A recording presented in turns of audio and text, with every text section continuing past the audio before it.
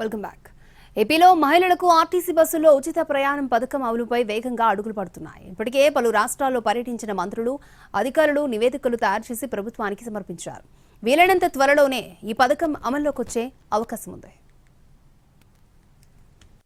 ఆంధ్రప్రదేశ్లో మహిళలకు ఆర్టీసీ బస్సుల్లో ఉచిత ప్రయాణంపై ప్రభుత్వం కసరత్తు చేస్తోంది. 5 రాష్ట్రాల్లో పర్యటించిన అధికారులు అక్కడ మహిళలకు ఉచిత బస్సు అమలు విధానం గురించి తెలుసుకున్నారు. మంత్రుల బృందం కర్ణాటకలో అమలవుతున్న పథకం గురించి అధ్యయనం చేసింది. అంతకంటే మెరుగ్గా రాష్ట్రంలో మహిళలకు ఆర్టీసీ బస్సుల్లో ఉచిత ప్రయాణ పథకం అమలు చేయడానికి ప్రణాళికలు సిద్ధం చేస్తోంది సర్కార్. కర్ణాటక మహిళలు Aadhaar, driving licence, voter ID card మొదలైన గుర్తింపు కార్డులు చూపించి నాన్ ఏసీ సిటీ బస్సులు, ఆర్డినరీ, ఎక్స్ప్రెస్ బస్సుల్లో ఉచిత ప్రయాణం చేస్తున్నారు. అంతరాష్ట్ర బస్సుల్లో మాత్రం ఉచిత ప్రయాణ సేవల్ని మినహాయించింది కర్ణాటక ప్రభుత్వం. అదనపు వ్యయం లేకుండా 17,000 ట్రిప్పులను నడిపిస్తున్నారు.